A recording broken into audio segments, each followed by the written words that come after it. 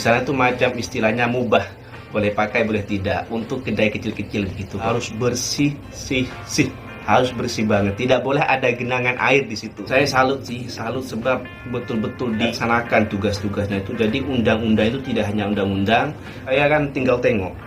Tidak boleh di sini, nanti kena saman. Sorry ass DJ. Oh hai, halo, hai semuanya, apa kabar kalian? Jumpa lagi bersama Sari di channel ini. Semoga kalian yang menonton video ini yang selalu support Sari ya, tetap keadaan baik-baik saja dimanapun kalian berada ya teman-teman. Oke, so di video kali ini kita mau sharing dan nanti Sari akan reaction kan salah satu video ini katanya tentang kedai makan pula. Nah, kira-kira apakah itu ya teman-teman? Beberapa hal yang nanti akan diutarakan oleh abang ini ya. Di video sebelumnya Sari ada juga membahas tentang kedai makan. Nah, memang betul ya, daripada komentar kalian itu Sari pun merasakannya sendiri ya. Memang di setiap kedai makan, restoran, kedai mama juga ada, harus ada menunya. Nah, kalau tak ada misalnya buku menu pun tetap harus disertakan macam di depan, di dinding itu kan, disenaraikan menu-menu apa saja beserta harganya. Kalau misalnya tak ada buku menu pun ada itu dilekatkan di dinding. Kalau kedai mama Sari ingat sangat itu, dia besar-besar, TO Ice, berapa harga, Milo Ice, Desi, macam itulah ya kan. So kita dengarkan lagi beberapa hal yang akan diutarakan kakak ini. Mungkin buat kalian yang tahu atau orang Malaysia sendiri, tengok dulu video ini. Nanti kalau kalian mau berpendapat, kalian boleh komen di ruang komen ya. So kita tengok dulu video yang satu ini. Cium.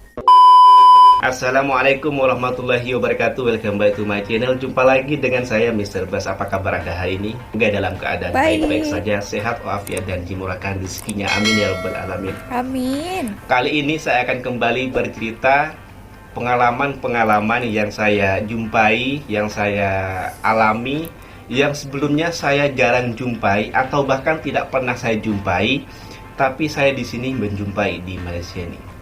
Oke, kita dengar Kali apa ini saya itu akan ya. bercerita pasar restoran atau kedai makan.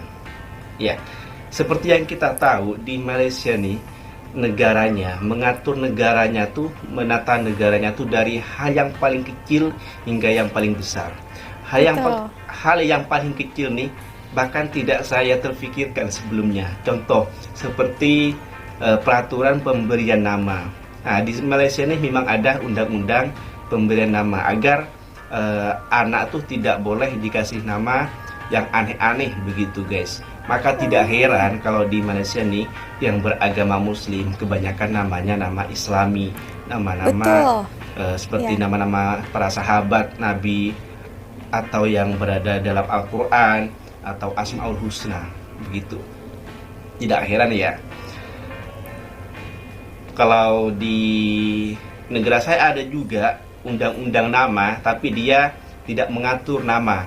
Dia hanya mengatakan setiap warga negara, setiap anak berhak memiliki nama begitu.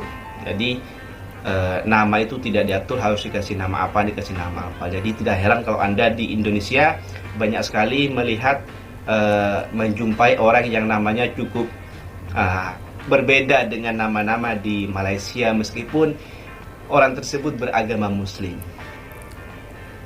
Ada nama yang terdiri dari nama bunga-bunga, nama pohon, atau ada juga yang nama dewa. Meskipun muslim ada juga yang bernama seperti itu.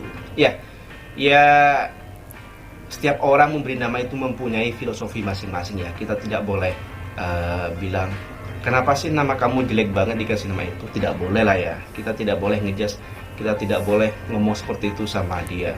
Setiap nama itu pasti ada filosofi begitu ya. Sejelek apapun nama yang dikasih orang tua pasti ada filosofinya. Kadang anaknya tidak tahu, orang tuanya yang paham apa gitu. Lagi di Malaysia nih paling menggalakkan tentang kesehatan dan kebersihan. Sehingga tidak heran kalau di Malaysia nih program-program kesehatan dan kebersihan itu betul-betul galakan, betul-betul dilaksanakan gitu. Kembali ke topik yang mau saya bahas adalah tentang restoran. Hal-hal unik begitu ya. Hal-hal unik atau yang memang belum saya jumpai gitu di negara saya di Indonesia adalah seperti setiap bahan yang ada di kedai, baik yang ada di dapur atau yang ada di bartender, yang di tempat minum tuh harus ada nama-namanya semua. Kan setiap bahan tuh kan pasti ditempatkan ada toples begitu kan, ada wadahnya, bekasnya. Itu di bekasnya tuh harus dikasih tulisan, dikasih marka. Sekalipun kita tahu bahwa yang di bekas ini adalah garam, itu harus ditulis garam, gula, dan lain-lain begitu. Harus dikasih tulisan. Kalau tidak, nanti akan kena saman begitu. Jadi dulu saya pernah ya, mula-mula begitu. Mungkin ada beberapa bahan yang tidak dikasih nama bekasnya. Disuruhlah saya tulis gitu. Lepas itu, kenapa mesti dikasih tulis? Itu kan sudah jelas itu garam, itu gula gitu kan. Lepas itu saya dikasih tahu sama kawan saya. Iya tahu, tapi nanti kalau tidak dikasih marka itu nanti kalau ada pemeriksaan nanti kena saman.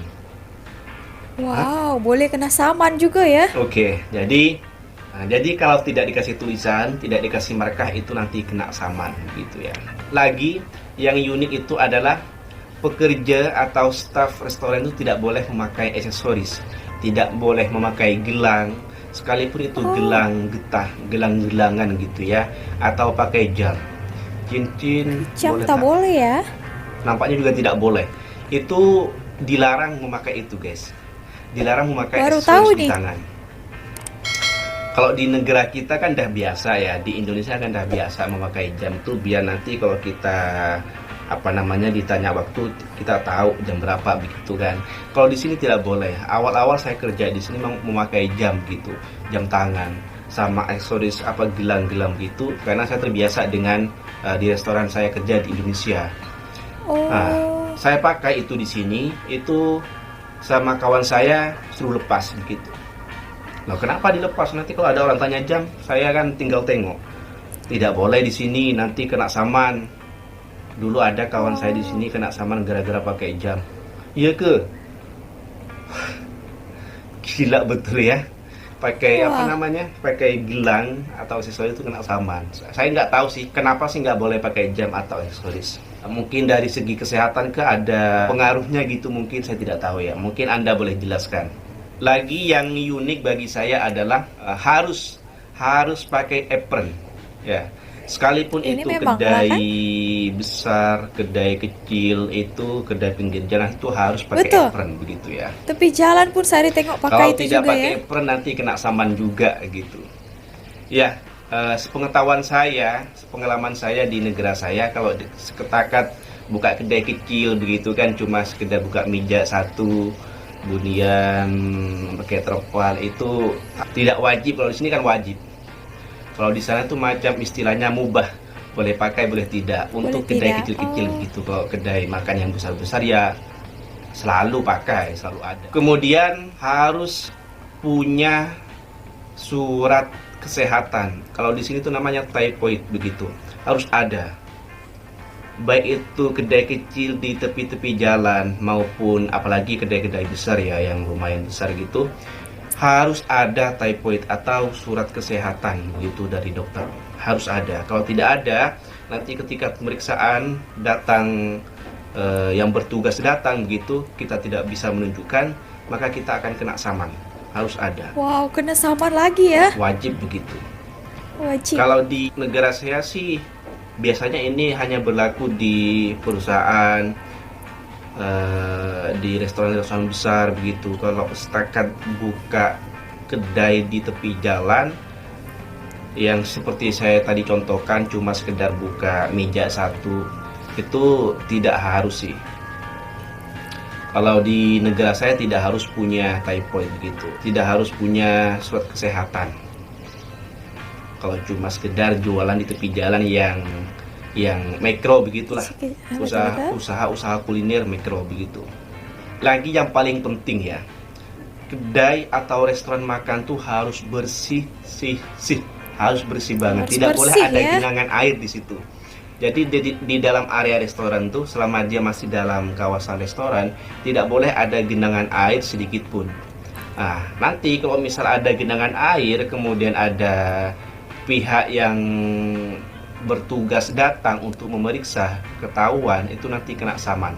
Apalagi nanti kalau ketahuan ada binatang-binatang gitu di bawah makanan-makanan seperti kecoa di sana apa namanya, lipas begitu. Lipas. Terus ketahuan sama pihak yang bersangkutan, pihak yang bertugas untuk hal ini gitu ya, apa namanya, MPKJ kalau tidak salah ya. MPK. Itu nanti kena saman guys. Dulu pernah ada kawan saya kerja di salah satu restoran, sebab di restoran tuh ketika MPKJ datang memeriksa datang itu di dalam banyak sekali lipas gitu. Di bawah peti es kalau tidak silap itu banyak lipas. Wow. Lepas itu disuruh tutup selama 10 hari kalau tidak salah ya. Dan Wah, dendanya disaman ya? itu sekian ribu berapa gitu. Oh. Asli. Uniknya lagi, customer tuh, warga setempat tuh boleh melakukan ikut berpartisipasi dalam menjalankan program-program seperti ini dengan cara kalau menyaksikan kedai yang tidak bersih, kotor, itu boleh membuat report, boleh diambil gambar lepas itu dikirim gitu ya. Di sini tuh ada link-linknya atau nomor-nomornya untuk mengirim report Aduan. atau sejenisnya ke pihak yang berwajib. Saya salut sebab betul-betul betul-betul dilaksanakan tugas-tugasnya itu. Jadi undang-undang itu tidak hanya undang-undang, peraturan itu tidak hanya sekedar peraturan, tapi betul-betul diimplementasikan, betul-betul diawasi, betul-betul ada hukuman atau denda begitu. Saya salut sih. Dengan seperti itu maka pengelola restoran itu betul-betul akan menjaga begitu. Betul-betul akan menjaga kebersihan, kesehatan, dan segala sesuatu yang memang tidak diperbolehkan dan diwajibkan dalam restoran. Nah, kalau di negara saya seperti yang saya bilang, kalau setakat kedai kecil hanya buka meja satu di tepi jalan tuh tidak harus punya surat, tidak wajib punya surat kesehatan, juga tidak wajib harus pakai apron begitu, yang penting bersih gitu ya. Kemudian tidak wajib juga bahan-bahan tuh ada nama. Kalau untuk ini saya garis bawahi dulu, ini saya tidak tahu ya kalau misal di tempat lain ada peraturan daerah. Di Indonesia kan ada peraturan daerah. Jadi selain undang-undang ada peraturan daerah, dan peraturan daerah ini untuk melengkapi sesuatu yang tidak ada undang-undangnya begitu, menyesuaikan dengan daerahnya. Kemudian kalau di Indonesia juga masih boleh masih boleh pakai aksesoris, meskipun restoran besar masih boleh pakai aksesoris, kecuali perusahaannya tidak memperbolehkan. Oke, itu saja ya seri pengalaman dari saya, semoga ini bermanfaat. Ambil baiknya, buang buruknya. Kalau ada koreksi silakan dikoreksi, kalau mau sharing di bawah boleh sharing, boleh kritik juga, tulis di ruang komen. Itu saja. Mungkin cukup sampai di sini ya. Abang ini tadi mengatakan kalau pekerja rumah makan itu tidak boleh memakai aksesoris. Itu seperti jam tangan, gelang-gelang, cincin, semacam itu. Dia tadi cakap macam itu. Dan juga tadi katanya kalau pekerja juga ada suntikan duit tadi katanya. Nah, ini wajib ke? Wow, oke ya, menjaga juga bukan hanya tempatnya, bahkan pekerjanya juga dijaga harus kesehatannya. Wow, mantap. Harus ya teman-teman, syarat pekerja restoran. Pekerja restoran juga ada syaratnya ya, bukan hanya tempat kedainya saja. Oke, syarat pekerja restoran ataupun kedai makan, suntikan tipoid 3 tahun sekali. Kena suntik juga ya. Yang kedua adalah kursus kesehatan ataupun penyedia makanan. Memiliki kursus juga ya. Yang ketiga adalah kad kesehatan. Wow, ada juga tadi poin yang diutarakannya bahwa kalau tidak menjaga kebersihan di rumah makan ataupun restoran, kedai macam itu, kalau dijumpai ada pemeriksaan oleh tadi apa katanya, MPKG ya. Nah, itu betul ke teman-teman. Nah, tadi itu kalau didapati kalau itu premis macam tak bersih, kotor macam itu boleh kena saman. Wow. Juga sehari pergi ke kedai makan ya, mau tapau di situ. Tapi sehari lihat tutup ya teman-teman. Lepas sehari besoknya ke sana lagi, beberapa harinya ke sana lagi, buka juga tutup ya. Sebenarnya sebelumnya kedai makan itu tak pernah lah, jarang sekali dia tutup ya. Pas ada juga satu orang yang lalu sehari tanya restoran itu kena saman. Oh, patutlah dikenakan saman, mungkin ada sesuatu yang tidak menjaga kebersihan atau apalah. Sari tak tahu, jadi harus dibersihkan terlebih dahulu. Macam itu. Kira-kira berapa hari ya teman-teman kalau kena saman macam itu? Jadi di Malaysia ini mengutamakan sangatlah poin kebersihan. Mana menurut pandangan kalian? Boleh juga komen di ruang komen dekat bawah. So, segitu aja video kali ini. Terima kasih telah menonton. See you on my next video. Bye!